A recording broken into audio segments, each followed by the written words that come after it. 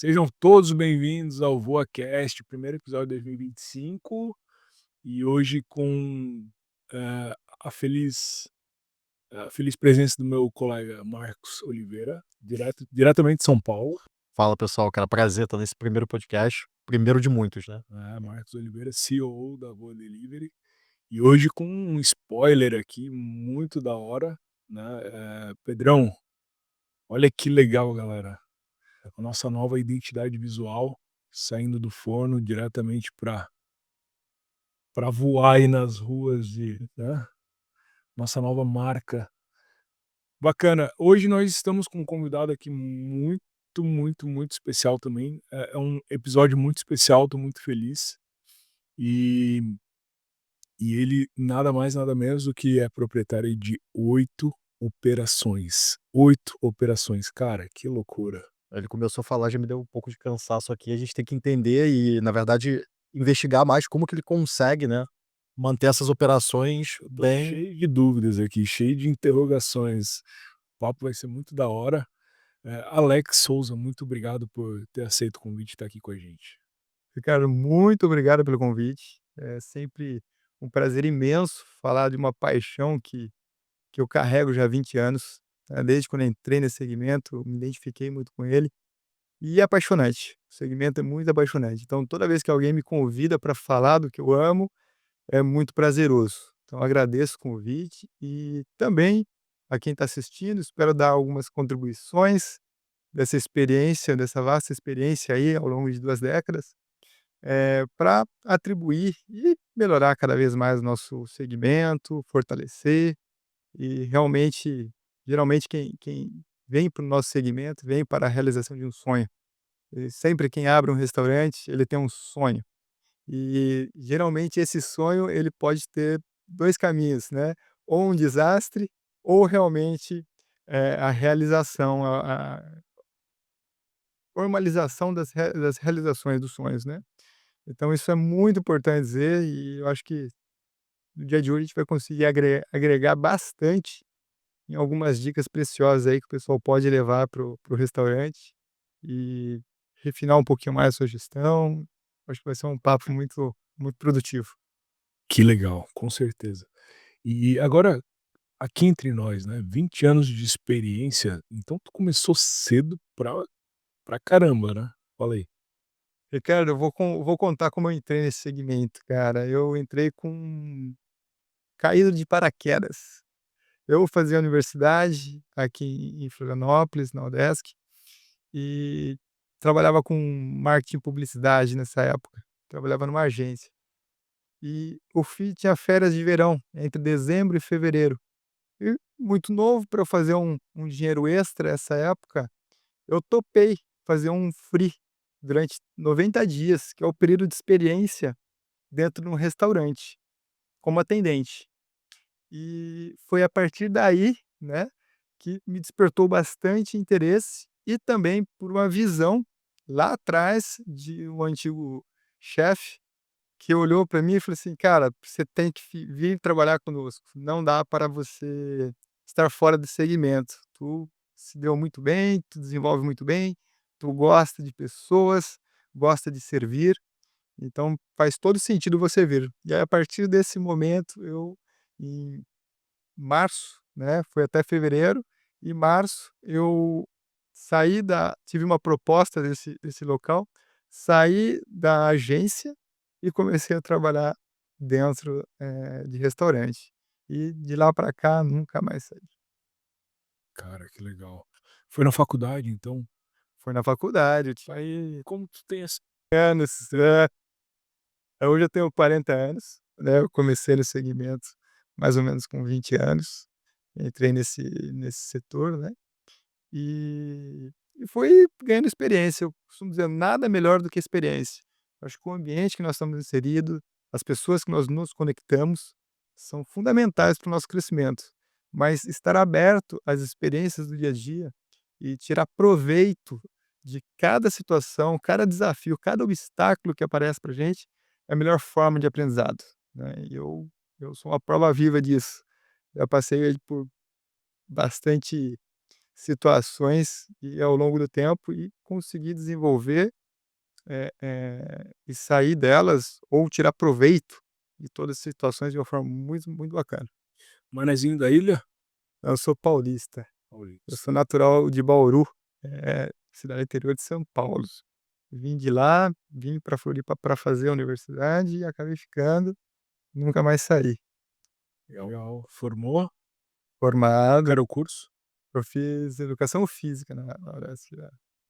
Nossa, deu uma pivotada valendo aí. E aí depois fui fazer gestão, fui estudar administração, Claro. estudei gastronomia, aí fui mudando, né, mas a primeira formação foi como educador físico, algo que eu tenho muito prazer, por ter essa essência do treinador, né. Todo empreendedor, ele precisa ser um bom treinador, para conseguir formar pessoas, formar líderes e conseguir expandir, né. Esse é um dos pulos do gato, né. Então quanto melhor você for na questão de formar bons líderes, você consegue escalar dentro do nosso segmento, que é um grande desafio. Boa, e eu imagino, Alex, que seja uma curiosidade inclusive do público, né, 8 operações, conta mais um pouquinho sobre elas, assim, né, todas ficam aqui na Grande Floripa. 8 operações de sucesso. Exato. Exatamente. Tem franquia no meio, né, tem operação própria, conta um pouquinho como que tá organizado hoje todo esse grupo econômico. Isso também aconteceu de uma forma muito natural, tá. Eh, a pandemia foi para mim a virada de chave, mas foi a virada de chave do lado positivo, porque, onde todo mundo estava, se definhando, perdendo dinheiro, se endividando, fechando seus negócios. E comigo não foi diferente, foi uma fase extremamente difícil, dolorosa. Eu costumo dizer que o meu primeiro grande luto foi na pandemia. Foi quando eu tive que fechar o meu primeiro restaurante, que era lá no João Paulo. Foi onde que eu comecei a empreender, a minha primeira marca, e aquela loja com 9 anos, eu vivi esse luto de fechar a empresa que eu criei, que eu construí, que eu batalhei. Naquela época, grãozinho por grãozinho, né? Tinha um apego sentimental. Muito forte, muito forte. Eu fui entender o que era um luto por causa do fechamento dessa empresa. Eu passei 2 semanas de luto. Eu ia para a loja já estava fechada e vivi aquilo, né. Eu me recordava, vinha as memórias, que eu tudo que eu vivi ali, pedido de casamento, fiz casamento, eh, bodas de ouro de casamento, né, pessoas celebrando 50 anos de casado ali no dentro do meu restaurante, vendo gerações, né, pessoa ali tem um cliente até hoje que se tornou amigo, que visita hoje as outras operações, no sentido de eu estar vendo ali eles se conhecendo, eles noivando, eles casando, eles tendo um filho, aí some durante 1 ano e meio, porque o filho pequeno é difícil para sair, quem sabe, quem tem sabe, e depois volta e ensina o filho a aquele momento, aquele encontro dentro do restaurante. Aí o restaurante ele é incrível por causa disso, ele fomenta isso, né, ele fomenta um momento diferente, um momento especial. Isso de qualquer, segmento, a gente qualquer nicho, né, de restaurante, a gente consegue proporcionar isso, desde o buffet até um restaurante de ocasião, algo específico mesmo, tá. Em relação Qual que era o nome desse estabelecimento? esse foi a Risoteria Suprema. Né. A Risoteria Suprema é um estabelecimento que está há 13 anos já no mercado, uma marca própria minha, que está há 13 anos no mercado, e foi onde eu comecei a empreender. Foi aí que saiu a raiz.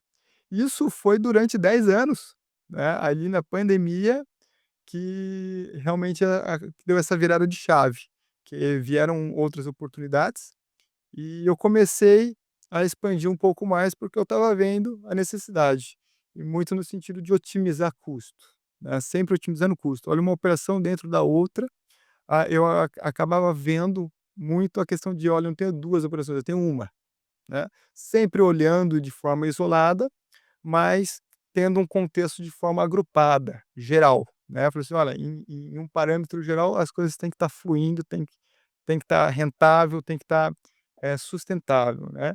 E foi muito nesse sentido, mas foi muito de forma muito natural, não fui eu que provoquei. O único momento que eu provoquei foi em 2019, que eu decidi expandir, né. Eu tinha uma loja própria que era a risoteria, E em 2019 a economia estava, um pouco estável naquela ocasião, e tudo indicava que nós teríamos um 2020 muito bom.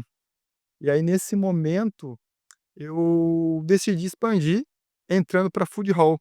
Na época, o food hall ali do Primavera, ali na SC 401, estava explodido, estourado já, né, então estava indo muito bem.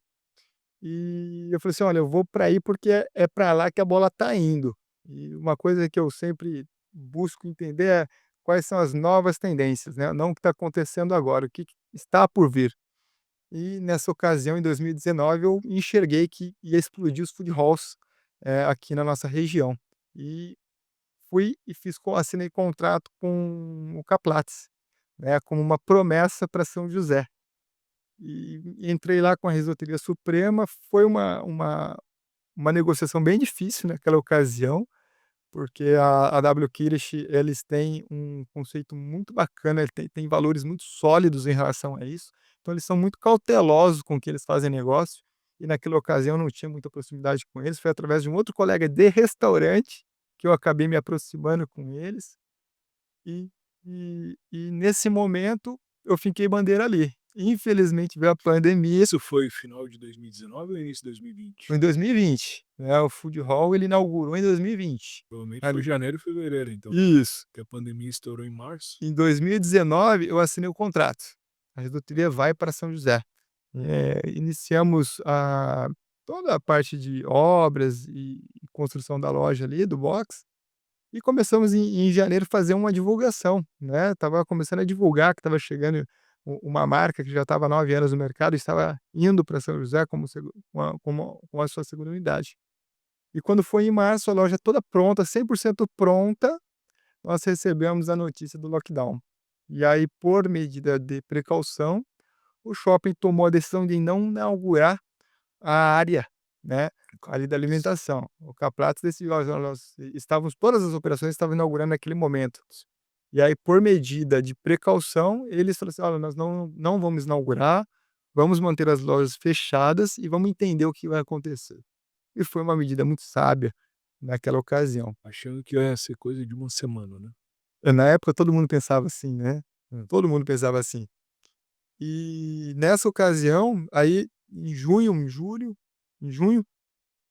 eles tomaram a decisão de abrir com as medidas preventivas e todos os protocolos que estavam sendo adotados naquela ocasião.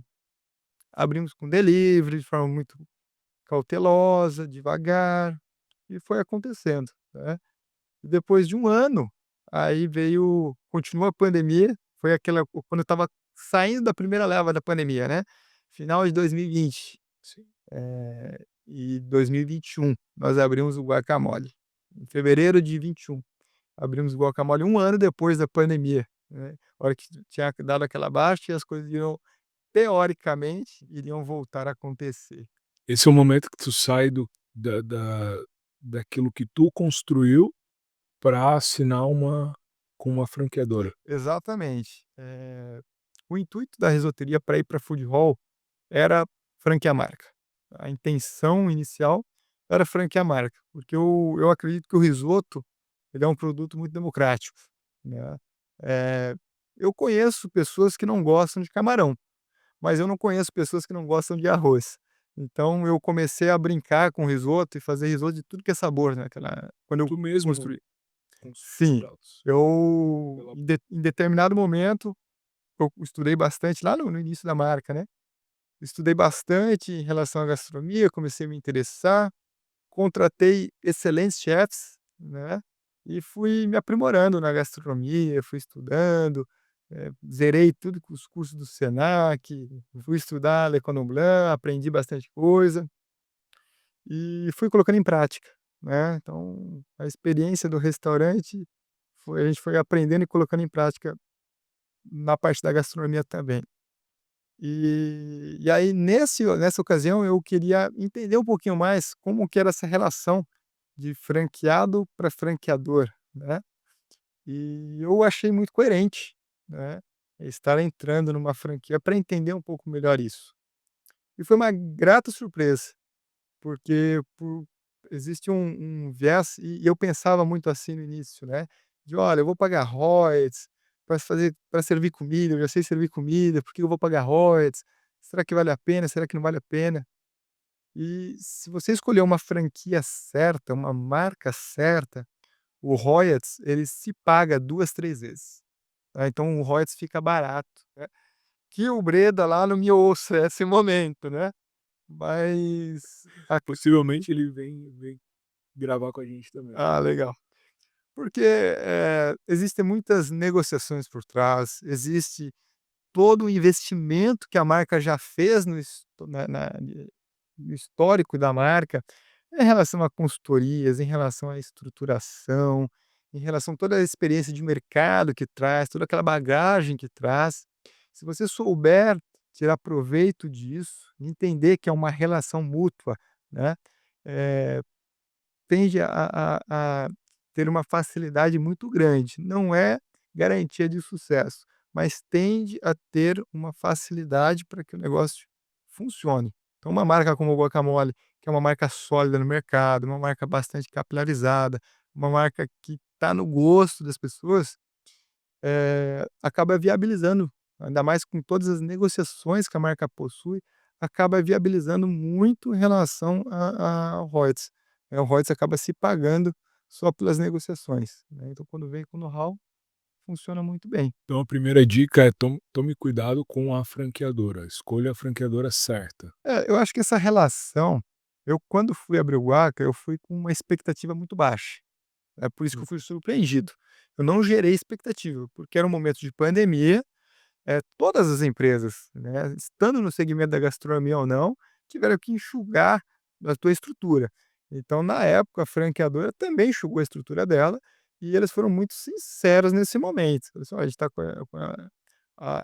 não é o momento de abrir novas unidades, a gente tem uma oportunidade muito boa dentro do Caplatz, que é uma promessa e realmente está acontecendo, tende a acontecer, mas não é o momento de expandir a marca, o posicionamento deles". Mas como meu know-how já era todo voltado para gastronomia, eu também tinha uma segurança que sabia o que estava fazendo, não estava dependendo de know-how de alimento, né, de treinamento só de alimentação para operar a marca, né. E como eu já entendia de gestão, funcionou. Então a gente acabou sendo um momento para o franqueado certo. Eu acho que é isso que a gente tem que sempre avaliar. Eu falei: "Olha, essa marca, ela está dentro das minhas possibilidades em relação a valores, é o que eu espero receber disso, expectativas, está muito bem alinhado para a coisa fluir", né. E marca não é garantia de sucesso, né. Se tu não estiver fazendo um bom trabalho na ponta, não vai funcionar, né. Pode ser o McDonald's, mas se não estiver fazendo um bom trabalho na ponta, nenhum restaurante vai funcionar, né. Boa. Eh Eu queria puxar um ponto, Alex, de você como gestor, né, porque eu imagino que quem tá vendo a gente e tem uma operação, por exemplo, deve estar pensando: "Cara, como cuidar de 8? Porque se eu saio da operação um dia, tudo desanda, a coisa, né, não vai acontecer e naturalmente a marca não vai me garantir, né". E aí, cara, como que é a sua rotina, assim, né, a gente tá falando de 8 operações, você não dá conta de ficar em 8 lugares ao mesmo tempo, né, então você é o cara que vai para o balcão todos os dias passa ali em todas, você é um cara que vai mais para o administrativo olhar os números, como que é essa rotina do Alex para dar conta ali de ter essas 8 operações de sucesso, né? É muito boa essa pergunta. Eu me pergunto isso todo dia e me aprimoro todo dia, tá. Eh, Produtividade, muita técnica de produtividade. O que que eu gosto muito de adotar e passo isso muito para as minhas lideranças. Nós não vamos conseguir desempenhar todos os papéis todos os dias. Então eu, na minha confecção de agenda de domingo, eu escolho qual papel que eu vou desempenhar na semana seguinte. Olha, essa semana o Alex vai desenhar o papel de gestão de qualidade.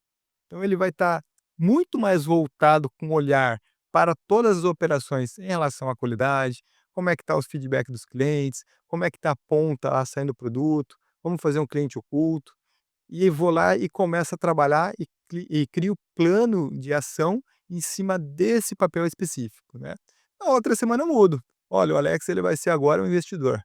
Eu preciso saber como que a empresa está rentável, o que que eu consigo reduzir de custo, quais as oportunidades que eu consigo para aumentar o meu faturamento. Então eu vou revezando alguns papéis, para conseguir atender, né. E principalmente a questão de formar liderança, que é um grande desafio, né.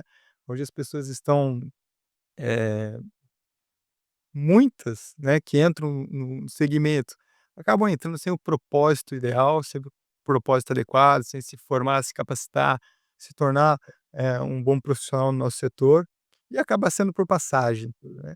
Então a partir do momento que você começa a formar boas lideranças, entende isso, a liderança começa a responder e dá autonomia, né, que é um outro fator super importante. Eu vejo que tem muito gestor que acaba sufocando, né, ou o teu coordenador que está lá na frente, ou o teu próprio gerente, quando existe a possibilidade de ter gerente, acaba sufocando, não dando ele a oportunidade do erro, e vai errar. O aprendizado, o erro faz parte da curva de aprendizado, não tem como a gente se desenvolver sem a gente errar. Eu costumo dizer: "Olha, vamos oferecer uma boa, autonomia, desde que eu esteja acompanhando alguns parâmetros, né. E aí a pessoa vai cada dia se sentindo mais confiante e daqui a alguns anos, ela vai ter a mesma resposta que você teria. E aí isso aí, acaba te permitindo uma escalada dentro do ramo de gastronomia, que não é fácil, Legal. tá. Não é fácil fazer essa escalada, mas se você conseguir formar essa liderança, delegar bem as tarefas, criar boas rotinas e disciplinar a equipe, flui, tá. Então hoje realmente tenho a operação, da risoteria, do guacamole, do Pigs, a Le Petit, a ESE, a Deli, são muitas operações, algumas próprias, algumas de franquia, que acaba a gente trabalhando dessa forma, mas realmente não dá para estar em todas ao mesmo tempo, né. Boa, inclusive eu tô querendo conhecer a ESE. Vamos dar um pulinho lá pra A ESE foi a primeira, última que a foi a última que abriu agora em outubro de 24. A ESE é um projeto, foi a primeira unidade franqueada da marca, tá. Eles têm ali na Trindade, é uma marca que é muito forte nos congelados, estão em Hum. muitos, restaurantes e supermercados. e supermercados, né, eles vendem os congelados. E ali na Trindade foi a primeira unidade deles. E é um sucesso muito bom. E o produto, ele tem uma atratividade muito forte, que foi aonde eu acreditei na marca, né. O produto, ele tem um apelo e uma facilidade de consumo muito boa.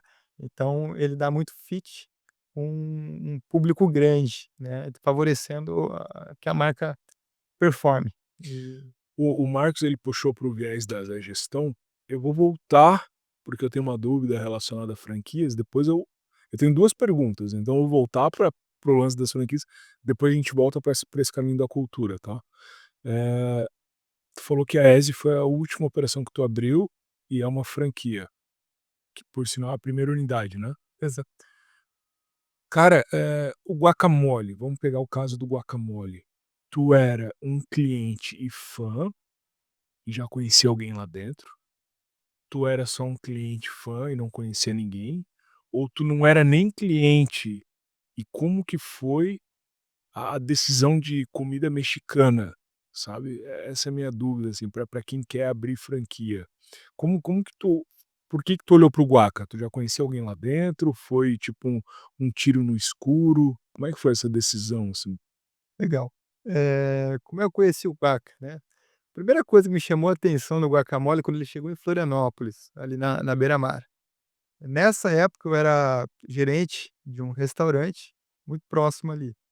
E ele foi um caso fora da curva.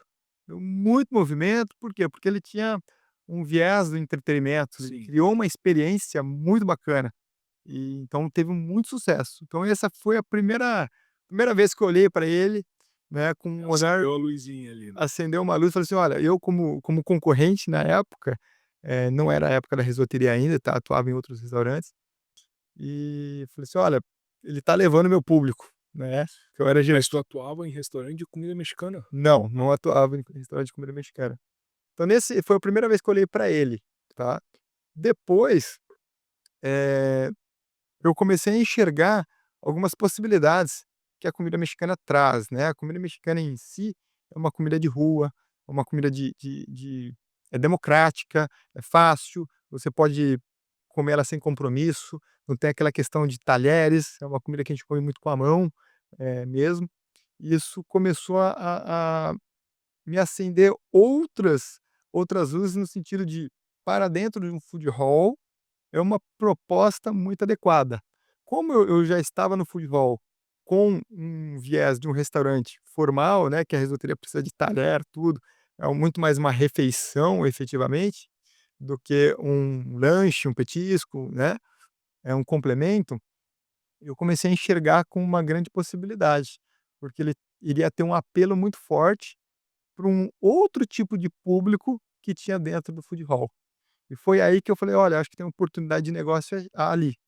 E eu já conhecia também o pessoal do guacamole, já conhecia através da Brasel, né. Ah, legal. Então a Brasel fomentou isso muito, ela fomenta muito esse encontro, essa troca, dentro dos gestores de restaurante, dos donos de restaurante, e isso acaba nos aproximando. Então quer dizer de além de ter acendido a luzinha de: "Opa, esse estabelecimento é muito promissor, já tá sucesso total", tu também teve o cuidado de olhar para dentro do food hall e ver que, os restaurantes, no geral, precisavam de talheres e ali seria uma oportu olha que interessante, né, foi muito não foi somente entrar no food hall e ver: "Não tem comida mexicana, vou botar aqui".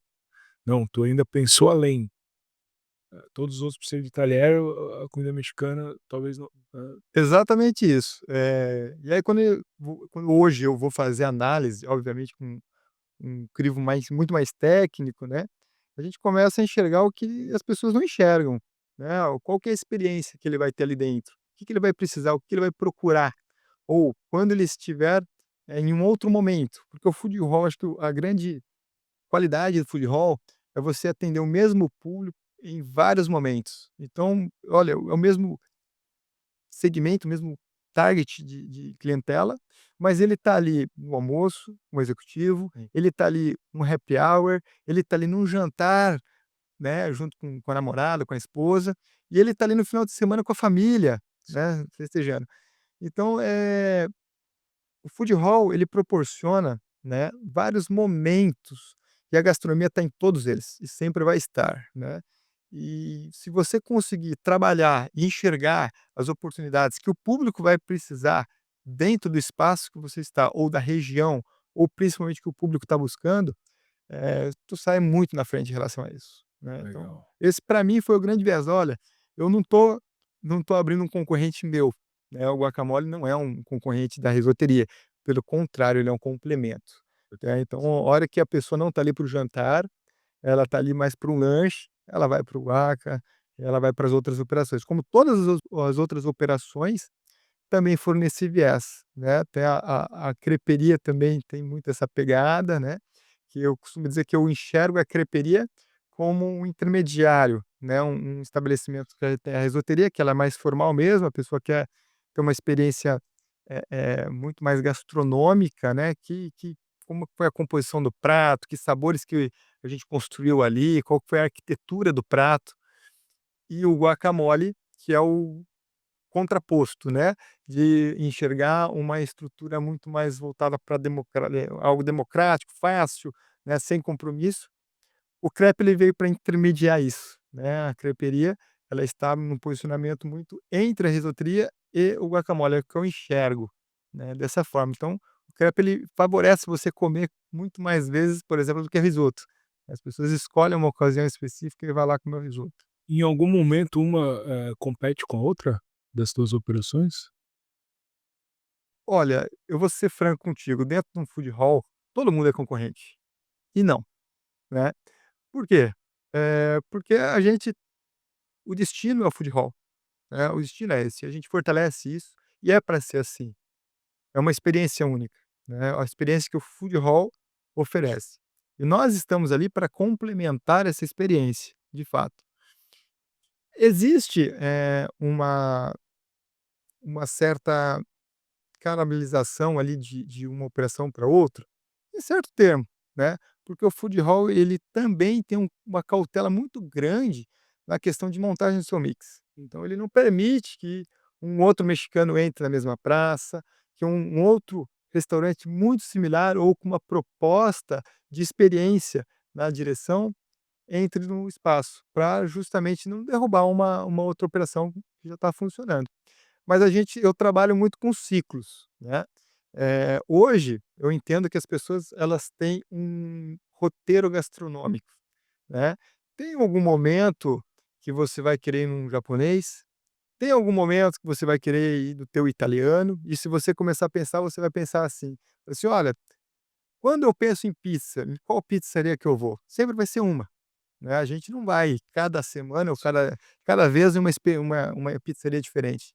A gente sempre escolhe um único restaurante daquele nicho. Então, olha, eu tenho o meu hambúrguer, a minha hamburgueria, eu tenho o meu mexicano, eu tenho a minha pizzaria, eu tenho o meu japonês, e eu tenho agora a minha risoteria, que foi algo que na época eu desvendei, porque isso não existia, né, ou era italiano ou era italiano. Quando veio a risoteria eu desmistifiquei um pouco isso. E hoje risoteria, ela tem em todos os food halls da cidade. Se tu for em todos os food halls, tem uma risoteria, tá. Então foi um conceito realmente que entrou para ficar, e ficou muito fortalecido. Mas eu vejo muito nisso, eu tento trabalhar muito para que as minhas operações não tenham uma competição interna, que acaba prejudicando. Eu entendo que em cada momento o cliente vai consumir em determinada, especialidade gastronômica, então acaba não roubando, né. Legal, o que não pode acontecer é o cliente ir para o Capatos e sair de lá não atendido. Ti Exatamente. por exemplo, vou lá e quero tomar um sorvete e não tem sorvete. Não pode, tem que ter, ele tem que ser bem atendido. Eu não sei se tem ou não, mas dei um exemplo, quero ir lá e quero comida mexicana, tem. Quero um crepe, tem. Quero arroz, tem. Quero carne, tem. Enfim, ele não pode sair de lá, a ideia o ideal é que ele não, né, não tenha uma experiência frustrada, né, de não ter legal, achei legal Eu isso. eu eu enxergo o food hall e lá em 2019, a minha visão de food hall, ela foi muito no sentido, por que que a bola estava indo para lá e foi. Hoje nós temos 6, 8 food halls na cidade, e todos muito bem movimentados, pode ir em todos eles, vai sempre ter um bom fluxo dentro do food hall, porque foi um conceito que pegou bem, ficou e as pessoas aderiram. Por quê? Porque eu entendo que o food hall, ele não tem um ambiente exclusivo como um restaurante tradicional, e também não é uma praça de alimentação, né. Então ele cria, assim, uma experiência, ele cria dentro de um ambiente sofisticado, uma experiência específica que está de forma intermediária entre o restaurante exclusivo e a praça de alimentação de shopping, que é aquele clarão que só vai para comer e ir embora, né. Então o food hall conseguiu trazer dentro da sofisticação aquele espaço que você vai, que gosta de ficar e que tem a democracia Legal, de uma variedade gastronômica gigante, né. excelente visão. Como tu tem bastante franquia, eu acabo puxando para esse assunto, mas já vamos mudar já já pra cultura. A última pergunta que me veio aqui em mente, porque imaginando assim, quero abrir uma franquia, eu, Ricardo Longa, quero investir. Tu já teve algum problema com alguma franquia? Não precisa falar nomes, mas eu imagino que hoje em dia, eh, o modelo de franchising ele pulverizou demais, hoje tem muita marca, né, tem muita marca, né, hoje para tudo tem uma franquia disponível para tu ir lá e comprar. Mas eu imagino também que as pessoas têm que ter um certo cuidado, que golpes ou, marcas, não, capilarizadas, como tu comentou, que o Guaca é muito bem capilarizado, mas tem um certo risco envolvido em comprar uma franquia. Tu já teve algum problema? Eu não tive problema, né, direto com nenhuma franquia, mas conheço alguns cases de pessoas que tiveram, né, Foram infelizes. inclusive clientes que tiveram que não foram muito felizes Né? no sentido. E Eh, se eu quisesse abrir uma franquia, que dica tu me daria, assim, para eu tomar cuidado? Ou o que que eu deveria analisar num primeiro plano, assim, sabe? eu acredito que tu tem que entender que mesmo tendo franquia, tu tem que ter conhecimento do setor. Não tenha como você entrar em qualquer tipo de franquia, se você não conhecer, basicamente, o setor. Não precisa ser um especialista, mas tu já tem que estar inserido naquele setor, tu já tem que conhecer aquele setor, ou tem que estar embasado com um sócio, com alguém que realmente conheça bastante do setor. Eu não compraria uma Não é só franquia. ter o dinheiro. Não é só ter o dinheiro. E acho que a grande confusão é muito em relação a isso. Tem marcas que acabam negligenciando essa questão do crescimento, acabam crescendo muito mais da capacidade de entrega, né. Uhum. A franqueadora, eu conheço alguns cases que cresceram muito, abriram 100, 150 operações, em 4, 5 anos e fecharam, né, 150 operações. Eu conheço cases nesse sentido. Deram um passo maior que a perna. Exatamente, acaba crescendo porque, não é difícil vender uma franquia, não é difícil abrir loja. O difícil é fazer a loja se tornar rentável. Esse é o desafio, tá. E esse desafio de a loja se tornar rentável é do franqueado, não é da franqueadora. O único responsável de fazer a empresa dar dinheiro é o franqueado. A franqueadora, ela entra com know-how, ela te oferece a marca, ela te consegue te apoiar em relação a treinamentos, mas a responsabilidade do negócio dar certo é do franqueado. Então, se você entra num setor, que você não conhece nada, sozinho, não é uma boa opção, né. Você aumenta muito a margem, de insucesso, se você está entrando num negócio que você não conhece basicamente nada, por mais que seja uma franqueadora muito experiente, por mais que seja uma marca muito sólida, eu fortemente recomendo, né, ter muito mais cautela. Então sempre para escolher, já escolha o que você tenha mais afinidade, né, mesmo dentro do setor da gastronomia, assim: "Olha, eu tive contato com pizzaria", ok, vai lá, escolha uma franquia de pizzaria. "Eu tive bastante contato, eu estou muito inserido, na gastronomia de comida italiana", maravilha, comece, a buscar mais dentro desse segmento, né, desse nicho da gastronomia. Agora, o mais importante de tudo é saber gestão.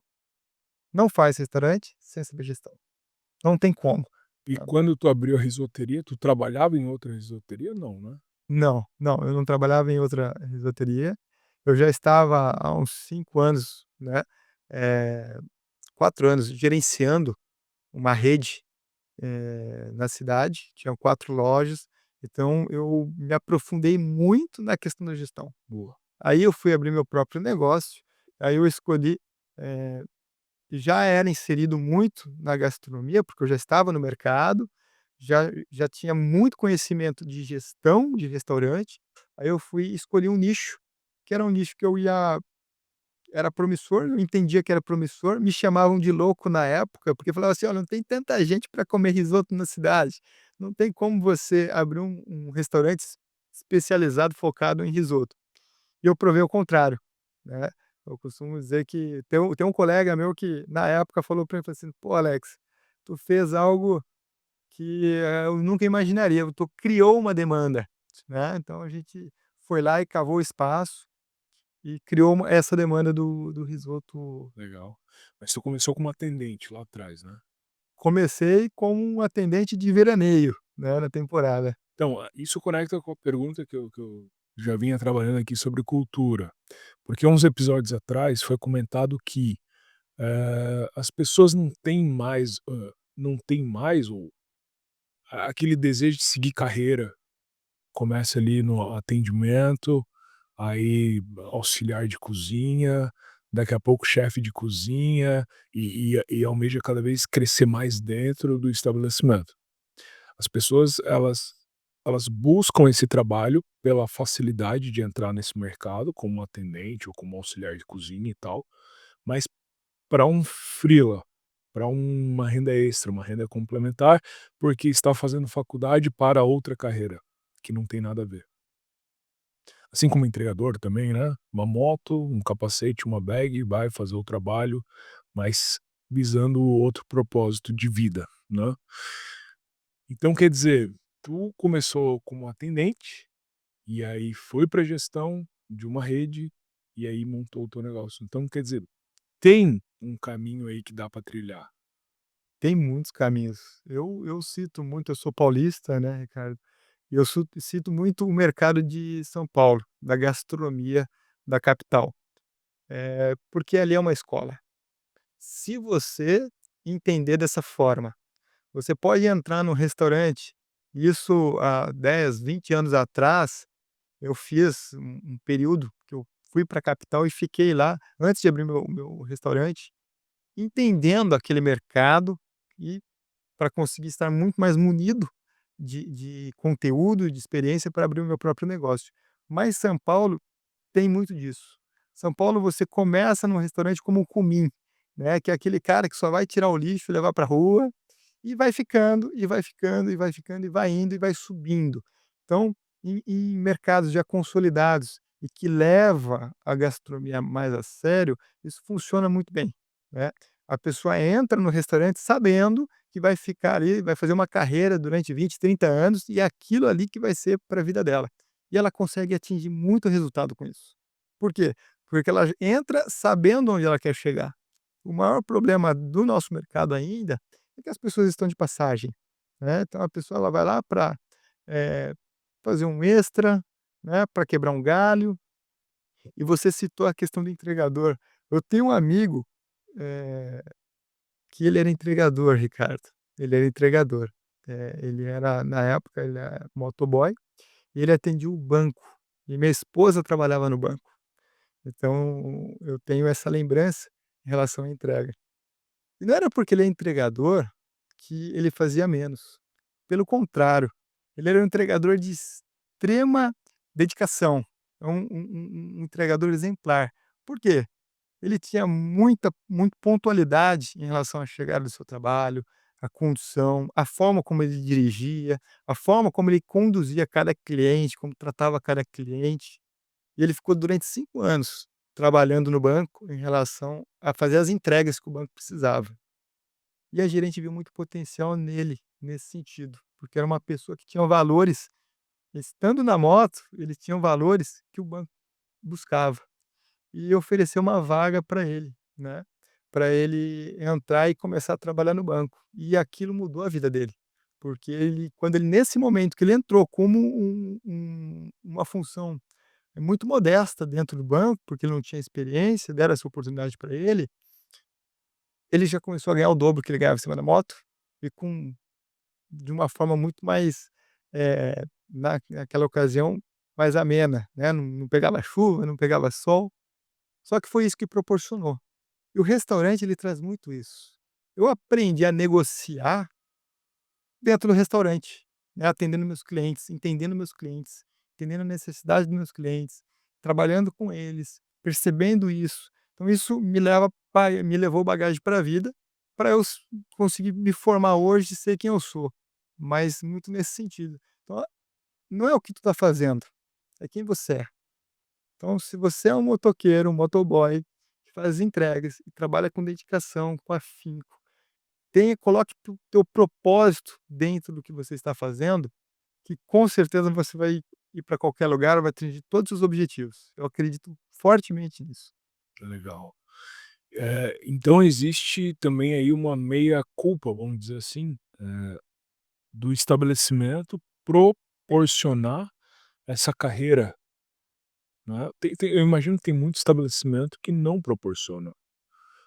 Não sei se todos os estabelecimentos deveriam proporcionar isso ou não, mas enfim.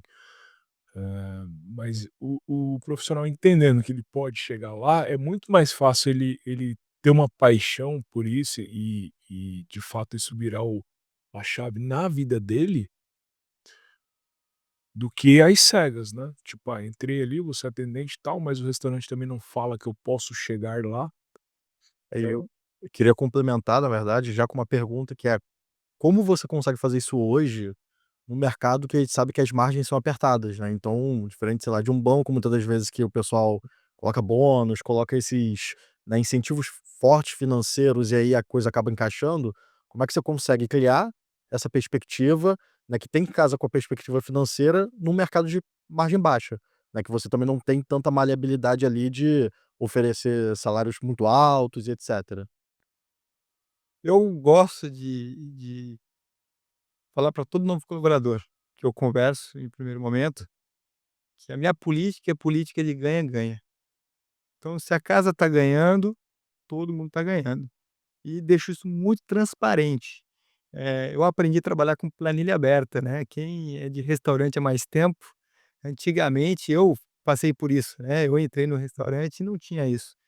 Faturamento de restaurante era uma coisa, né, oculta, só o dono sabia e malemar o contador. E hoje não, hoje todo mundo sabe o faturamento, todo mundo sabe os custos e todo mundo sabe o resultado. Por quê? Porque a gente cria políticas e cria, eh, alguns games dentro da operação que favorece a questão de a pessoa estar desempenhando e trabalhando pela produtividade dele, né.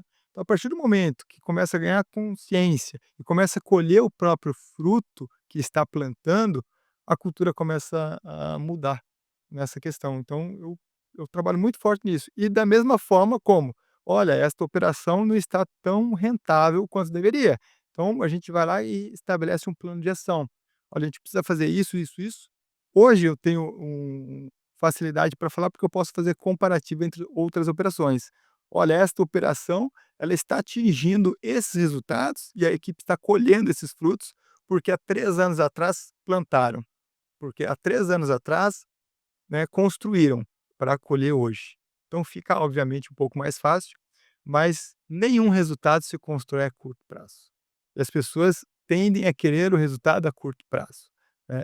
Eu vejo muito isso, olha, se você pensar a longo prazo, se você estabelecer um bom plano de ação e tiver flexibilidade comportamental para conseguir, encarar os desafios do dia a dia, o resultado é garantido, né. Voltando até à questão da franquia, né, você tem que ter a flexibilidade de entender que vai ter desafios ao longo do trajeto, que você vai precisar superar, né.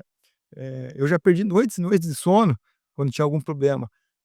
Hoje é um pouco diferente, mas já me ocasionou noites sem dormir, porque estava aquele problema, precisava resolver, não conseguia, né, perdia a noite de sono. Mas hoje você entende que todo problema tem 1000 soluções, só você que não está enxergando, né, e a experiência ajuda muito a gente a trazer esse viés.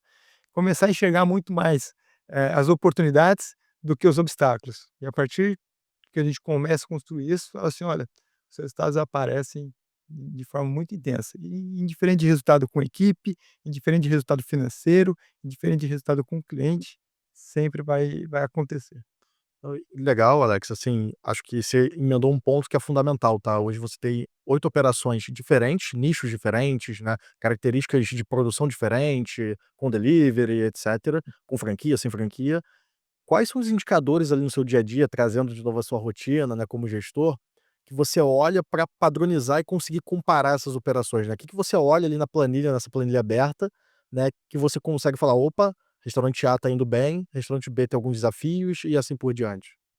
Tem alguns indicadores, eu vejo hoje, todas elas, né, eu tenho uma rotina que toda segunda-feira eu abro o dashboard, para saber como foi a semana, até para corrigir a rota durante a próxima semana. Tem alguns indicadores que são chaves, né, hoje eu tenho bastante indicador, porque cada indicador aponta algum tipo de situação.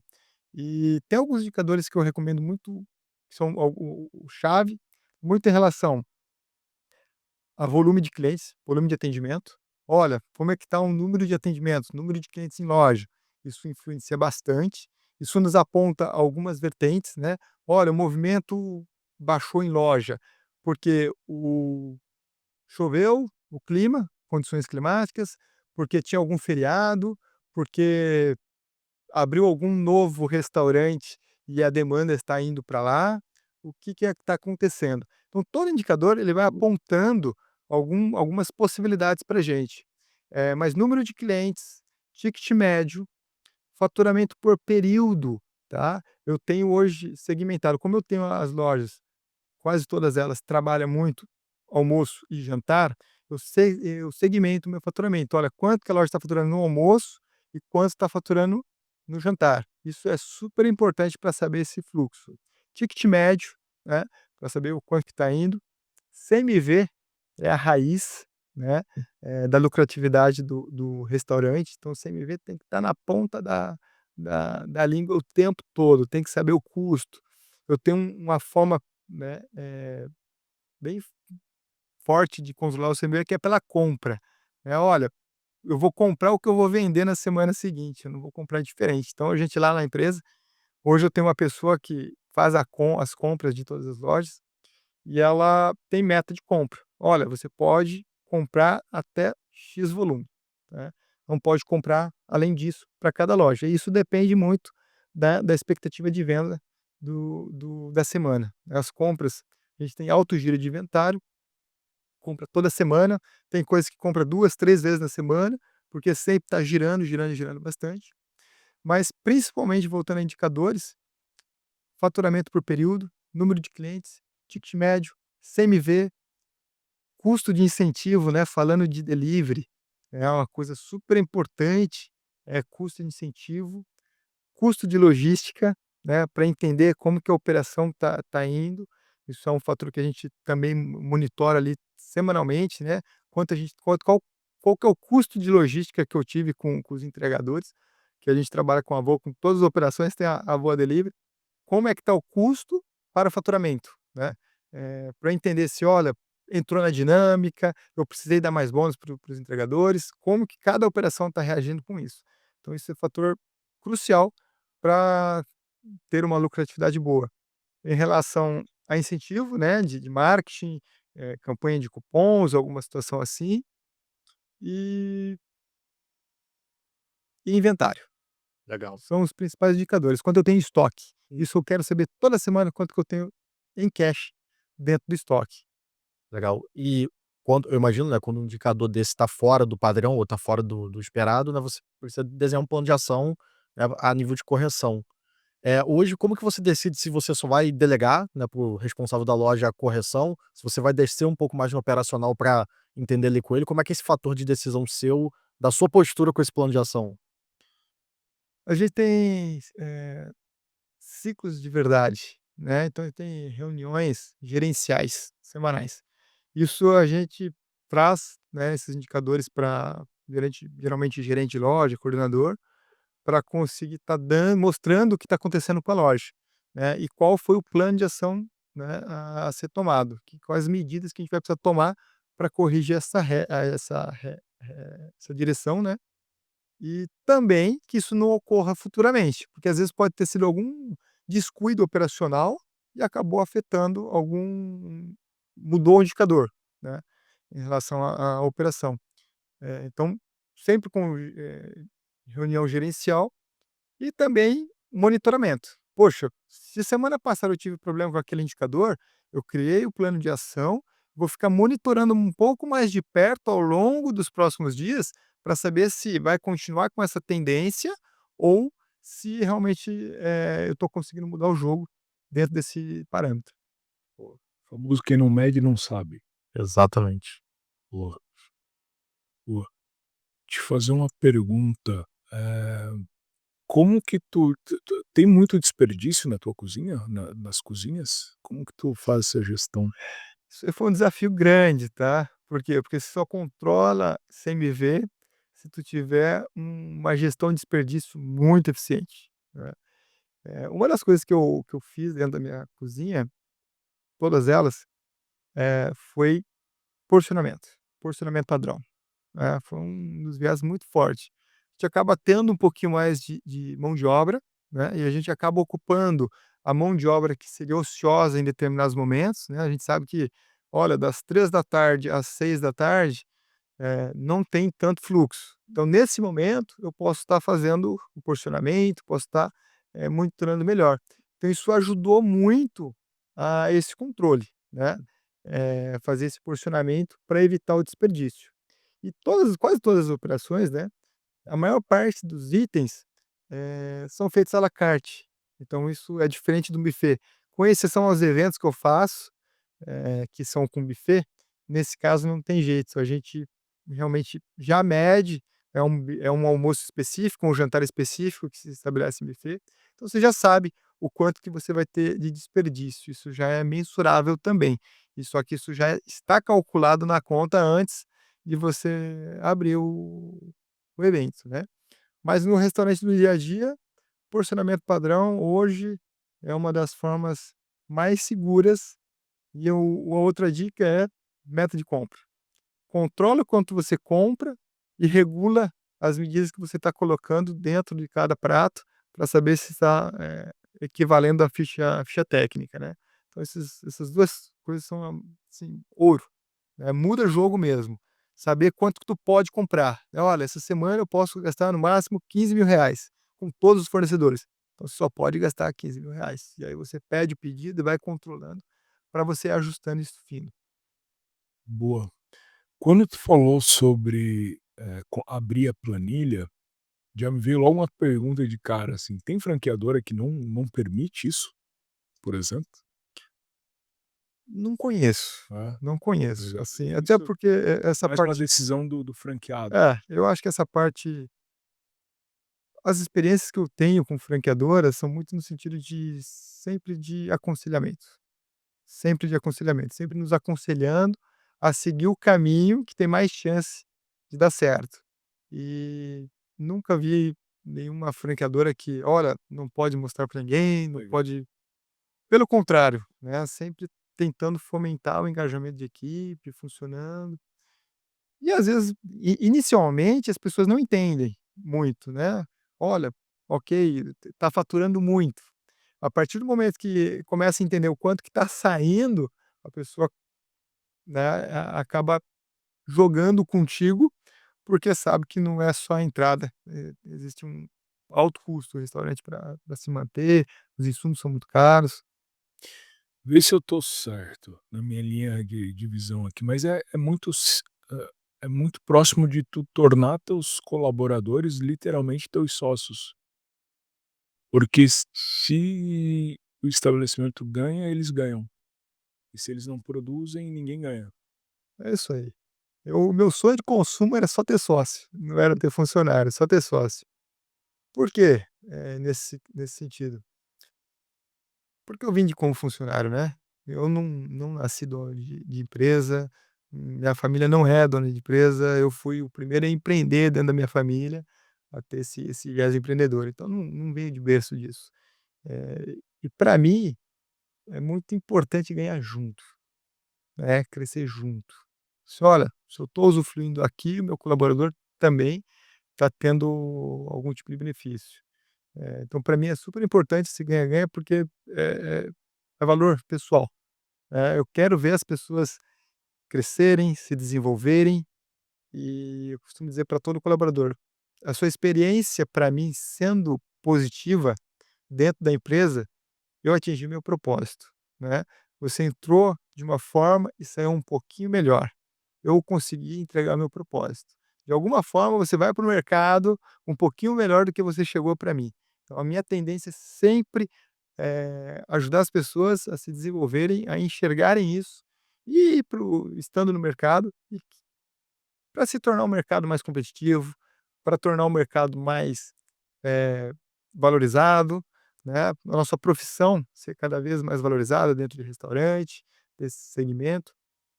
E também encontrar seu próprio propósito, porque gastronomia é apaixonante. Quem entra no restaurante e se permite, ele se apaixona e não quer mais sair, né. E a partir do momento quando você consegue trazer, né, consegue resultado da sua paixão, eu acho que é o ápice da felicidade, né. Como que eu gero resultado da minha paixão? Sou o máximo que a gente consegue atingir.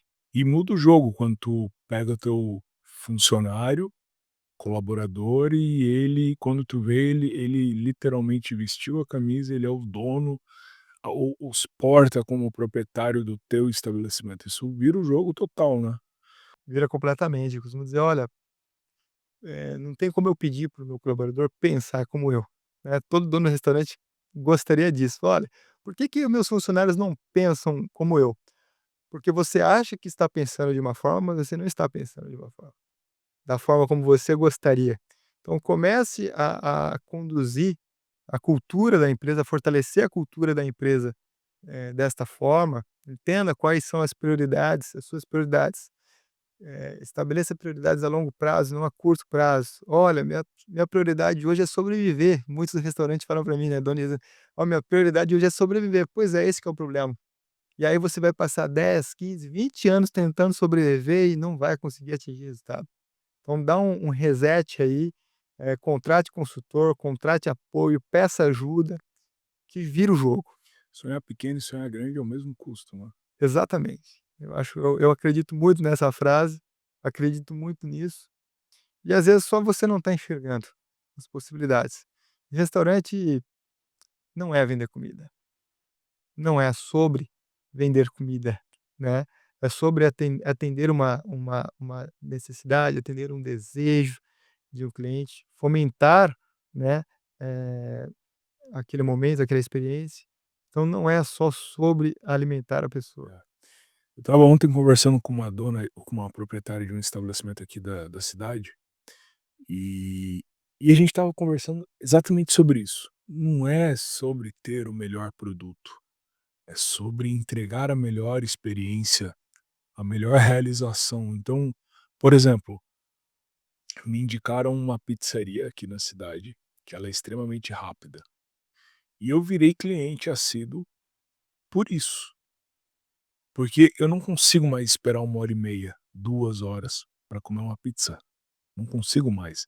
E essa pizzaria que eu virei cliente assíduo não tem a melhor pizza da cidade, mas me entrega muito rápido. E essa pessoa que eu estava conversando ontem, ela abriu comigo, porque ela tem informação, eh, mas dentro dessa pizzaria todo mundo é comissionado pelo número de pizzas que saem. Todo mundo é comissionado. O pizzaiolo, a pessoa que está no telefone, o entregador.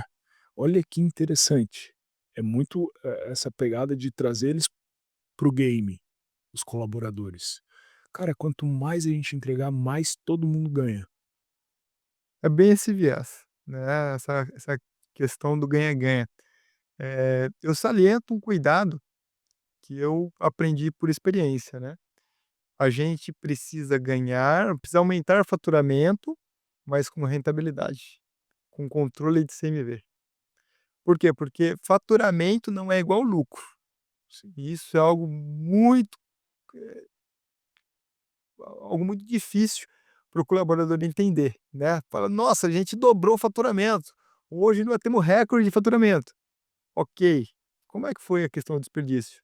Olha, aumentou muito o volume, o pessoal começou a se perder, perdeu qualidade, acabou perdendo os controles e a rentabilidade foi embora. E a gente, na gestão, só vai enxergar isso lá na ponta, lá no final do mês. "Puxa, sim. como é que foi a última linha?", né, não foi positivo. Por isso que eu costumo dizer: "Olha, a gente tem, oportunidades dentro do restaurante que são mais rentáveis e outras que são menos rentáveis. Tem N possibilidades, mas a gente tem que estar cavando todo dia.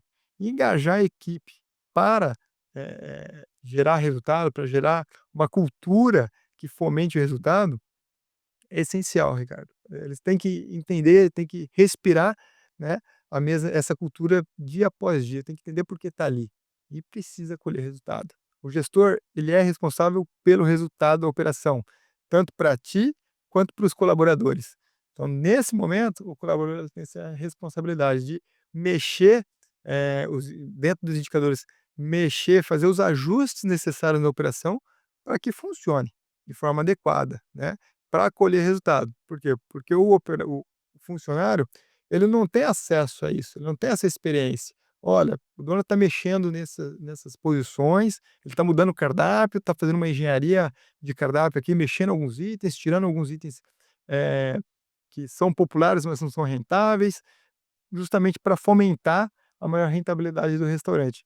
O funcionário não tem essa visão, ele não tem esse know-how, né, ele não sabe por que você está fazendo, mas quando ele colhe o resultado, aí ele começa a entender, assim: "Olha, é um papel muito significativo o gestor, ele está fazendo alguns ajustes para todo mundo ganhar", né, e aí se torna uma equipe, efetivamente, cada um jogando a sua posição e gerando performance para dentro da empresa. Legal, então faturamento é uma métrica puramente vaidade, né. Extremamente vaidosa, né. A gente costuma dizer, fala assim: "Olha, Eu prefiro, eh, faturar 100 e ganhar 10 do que faturar 200 e ganhar 5, né. Pelo contrário, a gente tem que entender bem essa questão da onde que a gente acelera. Onde que eu vou acelerar para gerar rentabilidade e não faturamento. Eh, eu encontrei um nicho, né, dentro dos eventos, que gerou muita performance para dentro, do restaurante. Por quê? Porque era algum momento que eu realmente consegui, né, uma rentabilidade melhor até do que aquela loja, né, em si, da operação do dia a dia. Só que o evento não existe sem a loja, porque a gente tem que produzir, né. Então, quando a gente traz um fator que agrega, faturamento e não agrega proporcionalmente os custos, você deixa a operação muito mais saudável, né, financeiramente e gera mais resultado. Então, N situações que a gente faz dentro do restaurante, uma opção na venda, algo a mais, e isso que você falou me veio agora algo muito interessante em relação ao que eu costumo falar para os meus colaboradores, principalmente quem vende, quem está na frente, né, fomentando a venda. Às vezes, você está fazendo uma venda que não está sendo rentável e está esfolando o teu cliente. Por que que eu vou querer isso, né? Às vezes, eu estou vendendo, oferecendo, tenho produto no restaurante que é para atender a necessidade e eu tenho outros produtos que é realmente para ganhar dinheiro. Por exemplo, olha, eu tenho um item que eu vou vender a mais, uma opção na venda para aquele cliente. Mas não necessariamente aquele produto é um produto que eu vou estar ganhando dinheiro. Olha, eu tenho quase margem zero naquele produto, mas é um produto que todo cliente pede, né? Então, ok, eu preciso atendê-lo nesse sentido. Agora eu tenho outros produtos que eu realmente faz sentido para mim vender, né, isso vai aumentar tanto o meu ticket médio, quanto a minha lucratividade, daquele ticket. Então, é um treinamento e monitorar, os números em relação a isso, de: "Olha, eu estou vendendo, mas estou vendendo o produto certo?", né, a equipe está vendendo e está vendendo o produto certo, ou ela está vendendo o produto que está esfolando o cliente, está aumentando o ticket médio, aumenta o faturamento, mas não aumenta resultado. Então isso é bem delicado também, é algo de se enxergar. Maravilha. E aproveitar, Alex, assim, você trouxe no começo, né, desse bate-papo que você gosta muito de olhar tendência, e aproveitar que a gente está no começo, né, do ano, esse podcast deve sair em fevereiro, a gente está gravando agora em janeiro, né. O que você está enxergando para 2025 no mercado? O que você acha que vai acontecer? Quais são as tendências, assim, que você está mapeando para quem quer ir para o lado de franchising, para quem quer ir com operação própria e assim por diante? A tendência, cada dia que passa, ano após ano, eu vejo muito mais a direção do franchise crescendo muito, fortalecendo muito, muito mais marcas, que já estão no mercado crescendo, do que novas marcas. Então, às vezes, muito mais vale a pena você jogar em algo com alguém que já está ganhando, do que começar a construir do zero, né. Você se associar, né, a marcas que já estão no mercado, é uma tendência muito mais forte, eu acredito, daqui para frente, né, do que criar marca própria. Marca própria é um trabalho muito mais árduo do que você comprar uma franquia. Ambos têm questões a serem levado em conta, né. Você cria uma marca própria, você tem uma possibilidade, uma flexibilidade de você criar uma experiência muito maior. Por outro lado, para você conseguir gerar resultado, construir uma marca efetivamente, é um prazo muito maior, né. Ninguém constrói uma marca com menos de 5 anos. Então você sempre tem que entender isso: "Olha, eu vou colocar uma marca no mercado, ela só vai começar a ser reconhecida daqui 5 anos".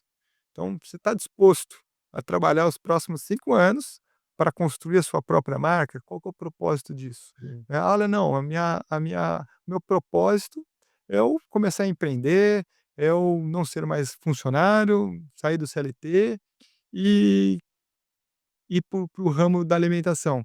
Eu acredito que seja muito mais interessante tu escolher bem uma franquia, escolher bem um restaurante, entender as suas condições, do que abrir marca própria. Boa, boa. Maravilha, e para encaminhar para o encerramento, né, desse bate-papo, o Alex, né, ele foi, num talk que a gente fez no nosso evento, né, o Logística Custo Zero, e muitos participantes desse evento relataram para a gente que mudaram até algumas posturas, né, de um depoimento que você deu lá, queria trazer também para os nossos ouvintes, que é falando um pouquinho ali como que hoje, né, principalmente a operação ali do guacamole, né, trata os entregadores, tem a relação ali com os entregadores, né, dos aplicativos que você chama para fazer as entregas ali para o seu cliente final. Isso é muito interessante, porque isso eu descobri na prática, ninguém me falou, não foi nenhum consultor. Eh, eu sempre fui muito curioso, né, e sempre busquei entender o que que acontece para saber o que que eu posso melhorar. E um hábito que eu tinha muito na pandemia era de ir lá atrás conversar com os entregadores, entender, né, eh, como ele estava, o que ele estava sentindo, e fui começando a entender e trazer, algumas comodidades para ele, né, porque se eu quero colher mel, eu não posso chutar colmeia. E foi assim, entendendo um pouquinho mais a necessidade, oferecendo local para ele ficar durante a chuva, oferecendo, em dias de chuva, um café quente para ele se aquecer, um chá, que para dentro de um restaurante, uma térmica de um café passado não é um custo tão, impactante assim para o resultado, oferecendo banheiro para ele utilizar, tendo um tratamento adequado, né. Pessoal que está na operação tende a criar essa rixa, né, por alguns maus exemplos, tanto de donos de restaurante quanto de entregadores, cria-se essa rixa, né, e não existe isso. Nós estamos em prol de algo único. Então acho que se você tratar o teu entregador como fosse um voluntário, pensa assim: "Olha, esse entregador ele é um voluntário, ele não está fazendo por dinheiro, ele está voluntário. Como você trataria essa pessoa?" Você iria brigar com ele, você iria ofendê-lo, você iria suspeitar que ele está te roubando ou que ele vai sumir com o teu pedido. O que que acontece? Trate ele como voluntário. Crie mecanismos para você, e hoje existe muitos mecanismos para você, de forma sutil, de forma amigável, fazer a gestão e o controle, de todos os fatores. Mas pense dessa forma, trate ele como um voluntário, que o resultado vai ser natural e também não vai ser a curto prazo. É uma sementinha que você vai plantando dia após dia, tu vai construindo essa relação com os entregadores. Lá no Caplatos, nós temos lá um QG que fica um monte de entregadores ali, geralmente ficam 10, 15 entregadores ali em momentos de pico, que todos são muito bem atendidos, não só pelas minhas operações, mas por todas as operações, porque a gente construiu essa cultura, as outras operações entenderam isso também e começaram a construir essa cultura dentro do nosso espaço. Então hoje é um local adequado para eles ficarem, eles se sentem bem de estar ali e são bem cuidados. Eu acho que é dessa forma. Assim a gente conseguiu muito mais resultado na entrega, né. Ele tem muito mais paciência lá quando o cliente demora um pouquinho para descer, ele tem muito mais paciência quando ele não está encontrando, eh, o endereço e chama a gente lá para dar apoio e suporte na operação. Então é uma troca, isso tem que ser natural, né. Costumo dizer: "Olha, quem está te dando, benefício, tu não vai brigar com ele, né, a tendência é você retribuir, né". Existe um gatilho muito forte de reciprocidade nos restaurantes nesse quesito: "Olha, eu vou cuidar bem de você, e você cuide bem lá do cliente na ponta". Foi a forma, de melhorar um pouquinho algo que na época não era gerenciável e hoje é. Hoje a gente consegue melhorar a experiência, porque a experiência do cliente, ela é nossa responsabilidade. Então eu costumo dizer, mesmo quando é entregador do iFood, né, olha, o cliente não é do iFood, o cliente é seu, a marca é sua. Então o mesmo entregador que está fazendo a logística lá, sendo terceirizado, ele precisa ser bem cuidado, ele vai garantir, que a tua experiência que tu fez para o cliente vai ser entregue, né, que tu criou essa experiência, vai ser entregue na ponta. Então o mais importante é isso, entenda isso que eu acho que muda a página, vira o jogo efetivamente, quando tu começa a tratar tanto o colaborador quanto os entregadores como pessoas, né, que estão ali, que estão trabalhando, e eu tenho uma afeição gigantesca por entregador, porque quando eu vejo o cara na chuva, né, ali com a capa, molhado, no frio, trabalhando, eu falei: "Meu, pra mim esse cara é super-herói, pra mim esse cara é super-herói".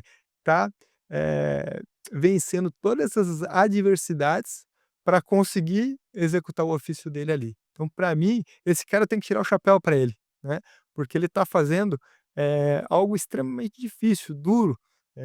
A gente tem um trabalho duro dentro do restaurante, né, cozinha quente, tem um ambiente tenso, mas o cara, meu, pegar a moto na chuva, dia de frio, para mim esse cara é herói, cara, tem que ter capa. E a gente veio caminhando pra cá no sol, quando a gente entrou no estúdio foi aquela alegria do ar-condicionado, né, mas o sol também é puxado. E esse mês de janeiro tá um bafão na rua, né, parece que a gente tá dentro de um forno, tá muito quente. Uhum. Imagina pilotar também debaixo do sol, parece que a chuva, o sol também é punk, né. Ó, com certeza, acho que todas as situações adversas, né, é bem delicado. Os extremos, né. É. E para o entregador também, eu acho que o entregador que se um entregador for assistir isso, entenda, eh, acontece dentro de tudo, da logística, de toda a operação, tem muitas variáveis, né. O entregador ele pode ter um ganho muito bom se começar a enxergar a oportunidade, né. E começa a enxergar a oportunidade. Por que que ele pensa que o trabalho dele é só pegar o pedido, levar até a casa do cliente e ficar por ali, né. Existe muita oportunidade que você pode encontrar nesse ofício, né. Eu acho que também o entregador ele pode começar a abrir um pouco mais o campo de visão, enxergar aí as oportunidades, a excelência, como é esse acabou se tornando um amigo pessoal, o Gustavo, que eu comentei a história do motoqueiro lá do banco, para ele deu muito certo, começou assim, virou o jogo, por que não? Né. Por quê? Porque enxergou uma oportunidade, porque estava entregando com excelência, o teu propósito. Eu acho que dos 2 viés, a gente consegue tirar bastante coisa positiva. Alex, última pergunta, minha pelo menos. Se eu quiser abrir uma franquia da risoteria, eu falo contigo, espero tu anunciar nas redes sociais, tu ainda pensa em franquear mesmo, que era o teu desejo lá atrás, por isso tu buscou essa experiência? E cara, Como que a gente acompanha? bom, vamos lá. Eh, a risoteria não está estruturada hoje para abrir franquia. É um desejo, um projeto que eu tenho desde lá de trás. Realmente na pandemia mudou-se o jogo, né, a gente teve que se reinventar, então eu soltei um pouquinho o projeto, nesse momento de franquear a marca, né. Só que cada dia mais eu aprimoro, né, a estrutura. Por quê? Porque eu quero que quando o meu franqueado adquira uma unidade, ele tenha a segurança de que vai atender o seu propósito de vida, seu propósito pessoal e que vai ganhar dinheiro, né. Esse, para mim, são os 2 pilares que têm que andar junto, né. Não é só ganhar dinheiro e não é só romantismo, restaurante não é só romantismo. Restaurante que não dá dinheiro vira pesadelo, né, restaurante tem que dar dinheiro. Então a risoteria ela vai ser preparada, né, já está sendo preparada, tem muito material, mas a hora que chegar o momento certo, a gente vai anunciar, fala assim: "Olha, agora é a hora de começar a fazer a expansão". Eu não vejo, eh, a possibilidade de crescer desordenadamente, porque eu conheço cases que aconteceu de um crescimento, eh, muito ascendente e uma queda da mesma forma, muito brusca. Boa, legal, Maravilha. bom demais. Tu disse que a Vô tá nas 8 operações? Tá em todas elas, Meu cara. Deus, que Eu maravilha. vou hoje a gente somando todas as operações, eu devo ter mais ou menos uns 300 pedidos dia, tá. Essas operações a gente tem aí pelo menos somando todas elas uns 300 pedidos dia de Voa Delivery. Maravilha, faz toda a diferença para os entregadores da região também, né, então é um ganha-ganha, né, bem bacana. A gente é muito feliz com o trabalho que a gente faz, com a plataforma que a gente construiu, com a oportunidade que o Diego passou por um episódio aqui com a gente, nos deu lá em 2021, né, ele acreditou no propósito, ele deixou com que a gente testasse no estabelecimento dele, e eu gosto muito de falar: olha o que a tua ação gerou. Hoje nós temos centenas de famílias que vivem da Boa Delivery.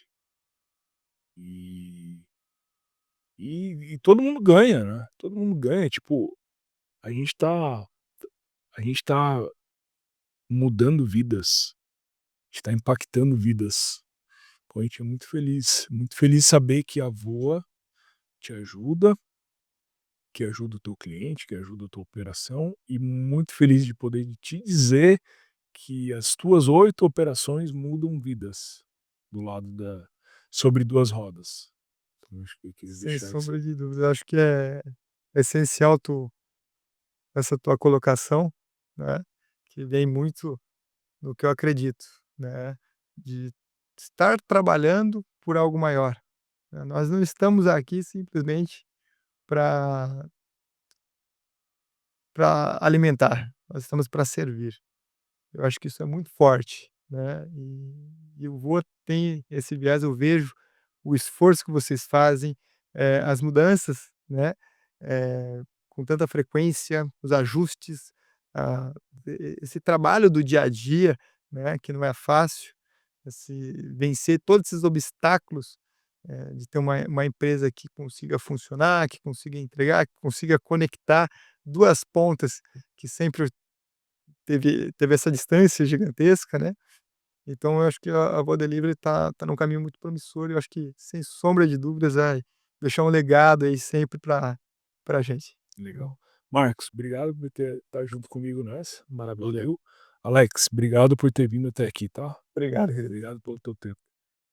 É isso, pessoal, acho que o cara que não anotou pelo menos as 4 páginas aqui de insights, foi maluco, porque foi uma consultoria Assiste de gratuita. novo. Exatamente, pega o caderno, assiste de novo e vai fazendo passo a passo aqui para ter várias operações de sucesso. É isso aí, tamo junto. Só chegar lá no Caplatz, visitar com Câmara das Operações, guacamole, risoteria, pigs, Eze, deli, Le Petit Macarrons, e vai conhecer um pouquinho da nossa história. Eu tô sempre por lá, eu amo aquele lugar de paixão. Convido a vocês, venha visitar as operações, venha vivenciar aquela experiência que o Caplatz proporciona, que é muito gostoso, vai entender um pouquinho mais. Também quem quiser pode me procurar lá, eu vou mostrar a forma como a gente conduz o delivery, mostrar aonde que fica e funciona o fluxo. Estou sempre à disposição para os colegas que querem entender um pouquinho mais, querem bater um papo. Vai lá, come um crepe comigo que eu conto mais segredos. Legal, boa, obrigado. Valeu, turma, um abraço.